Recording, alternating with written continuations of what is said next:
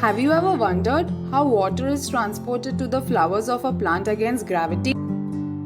Plants use capillary action to move up water from the soil through the rest of the plant. Capillary action is the movement of liquid along a surface of a solid caused by the attraction of molecules of the liquid to the molecules of the solid. Water molecules are attracted to the molecules of inside of the stem. It is this exact attraction which helps force the water up from the ground and around the plant. We come across three forces that are involved in the process of capillary action, namely adhesion, which allows the water to stick to the organic tissues of the plant. Second is surface tension. This helps to hold the water molecules together as they are being transported throughout the plant, and cohesion, which keeps the water molecules together. For capillary action to work, the adhesion force between the water and plant tissues must be stronger than the cohesion between water molecules. To understand this better, let us conduct an experiment. Get into your science mode and let's dive in. For today's demonstration, we would be requiring water, food colors, tissue, a pair of scissors, spoon, 4 glasses, and white flowers, preferably roses. Let's start with cleaning our flower stems.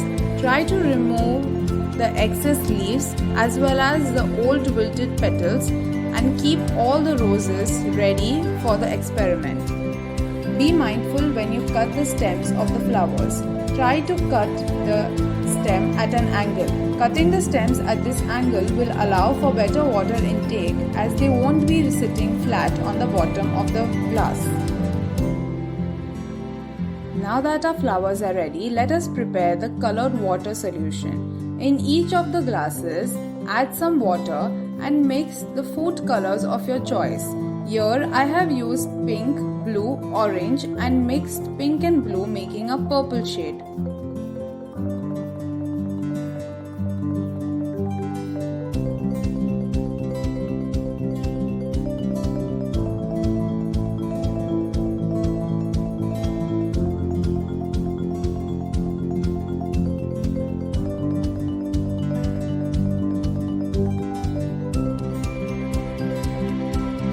See to it that the color completely dissolves into the water and no lumps are found.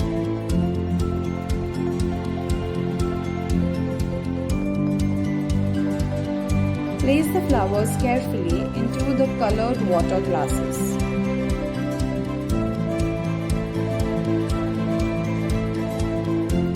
Now, place the setup in a cool, lit and ventilated room and observe the change in the colors of the flowers.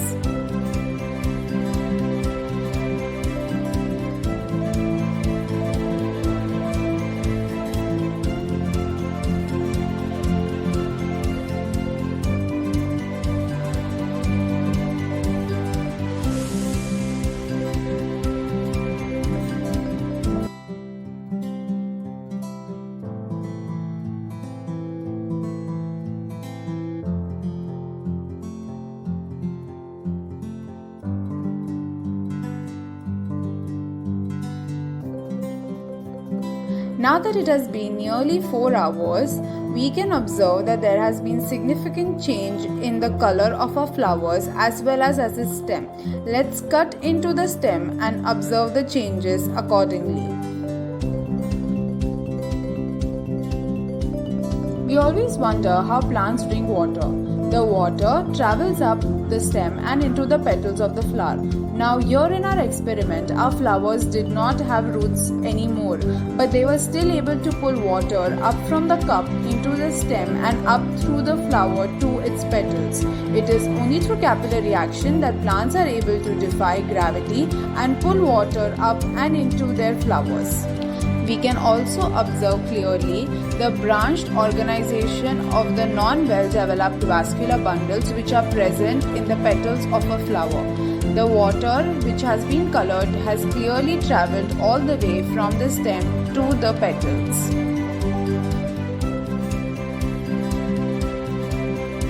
Through this experiment, we have concluded about how water moves up with the help of tubes present inside the stem called as a xylem. I hope this video was helpful in making you understand about the capillary action in flowers. Also, if you ever need any color in your flowers, you know how to get one. Thank you so much.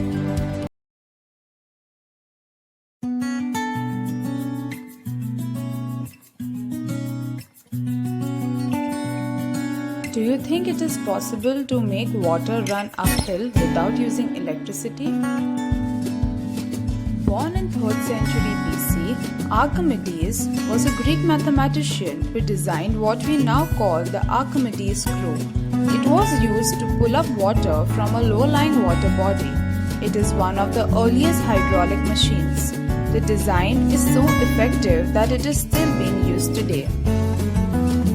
The Archimedes screw is a form of positive displacement pump which traps fluid from a source and then forces the fluid to move to a discharge location. To understand this concept better, let us conduct an experiment.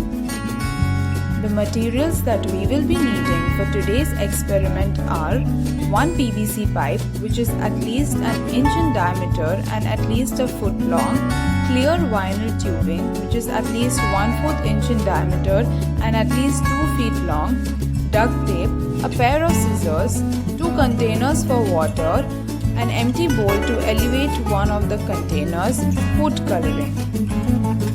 The bowl that shall act as the low-lying water body adds some food coloring to the water. This shall help us to study the movement of the water clearly. Now we shall construct our own Archimedes screw. Attach one end of the vinyl tubing to one end of the PVC pipe with duct tape. Ensure that the opening to the tubing is open and not blocked by the tape. Tightly wrap the tubing around the pipe in a spiral manner. Attach the tubing to the other end of the pipe with duct tape and again be careful to not block the opening of the tubing. Try to evenly space out the tubing along the length of the pipe and secure its position. Also make sure that the vinyl tubing is not being squeezed or pressed too hard when you are wrapping it around the PVC pipe, as this might affect the flow of water. If required, try using some extra pieces of duct tape to secure the vinyl tubing around the PVC pipe. Now we start with our experiment. Firstly, elevate the second, which is the empty container, at a higher position than the first container. Place one end of your Archimedes screw in the lower container of water and align the other end over the upper container. Rotate the screw so the bottom end of the tubing scoops water with each rotation. It should go underwater and then come back above the surface with each revolution and not remain completely submerged the entire time. You should see your tubing start to fill with water after a few rotations, and as the water keeps climbing up, it eventually falls into your empty bowl. So what do you think made it possible for the water to climb from the lower bowl to the upper bowl? Yes, it was possible using the Archimedes screw. Let me explain this concept now. The Archimedes screw is made up of a hollow cylinder and a spiral part placed inside. For today's experiment, we had put the spiral part outside the cylinder. One end is placed in a low-lying fluid source and the other end is tilted up into a higher discharge area. To move water, we need to rotate the screw. As the screw moves, it scoops up a small amount of water into the first pocket. On the next turn of the screw, the first pocket of water moves to the second pocket and a new scoop of water enters the first pocket. This motion continues and eventually the first scoop of water comes out at the other end.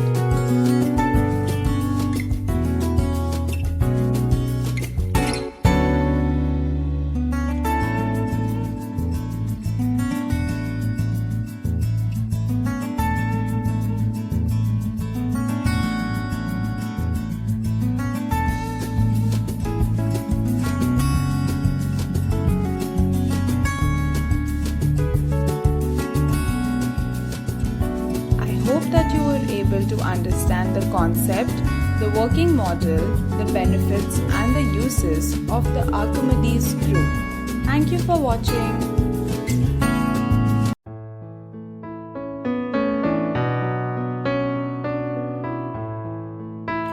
Have you ever wondered how all the food that we eat gets digested in our body? There are little molecules that do a lot of work that are called as enzymes. Enzymes are proteins that act as biocatalysts that help speed up chemical reactions like digestion and metabolism. They build some substances and break others down. All living things have enzymes. There are about 1,000 different enzymes in our body that work to keep us healthy and active. Enzymes are very specific and only react with chemicals called as a substrate. Today we shall be studying about an enzyme called as catalase. Catalase is a common enzyme found in nearly all living organisms exposed to oxygen. It is a crucial antioxidant enzyme in living cells which plays an important role by breaking down hydrogen peroxide and maintaining the cellular redox homeostasis by protecting them from oxidative damage. Catalase helps in preventing the damage by breaking up hydrogen peroxide into harmless water and oxygen. This enzyme is present in commercial yeast. Today's experiment shall explain how this enzyme activity takes place and what makes the activity possible. The materials that we will be requiring for today's experiment are liquid dish soap, a tablespoon of dry yeast, hydrogen peroxide at 6% concentration, glasses, teaspoon, tablespoon, warm water around half cup, label makers, pen, tissue roll and some food coloring. We begin our experiment by preparing our yeast solution. Take a bowl of warm water and dissolve the dry yeast. Let the dissolved yeast rest for at least 5 minutes. Label the glasses from 1 to 3 and mention the amount of hydrogen peroxide that has been added. We add no amount of hydrogen peroxide to the first glass. We add half tablespoon and 2 tablespoons of hydrogen peroxide to the second and third glass respectively. This shall help us study the enzyme activity well. To all the labeled glasses, add 1 teaspoon of liquid dish soap. To each of the labeled glasses, add a drop of food color and stir well. This just makes the experiment more fun. After adding the soap and the color, mix this solution very well. As we will be handling hydrogen peroxide at 6% concentration now, be careful while using it. Any spill on your skin should be rinsed with plenty of water. As mentioned earlier, as per the label makers, we shall be adding the same amount of hydrogen peroxide to each of the glasses respectively. Nothing shall be added to glass 1. After adding the hydrogen peroxide to each of the glasses, stir well. As we come to the main segment of our experiment now, please place tissues under all of your glasses as this could get little messy and this will also make cleaning the entire setup easier. Add 1 tablespoon of the previously prepared yeast solution to each of the glasses and just observe the reactions.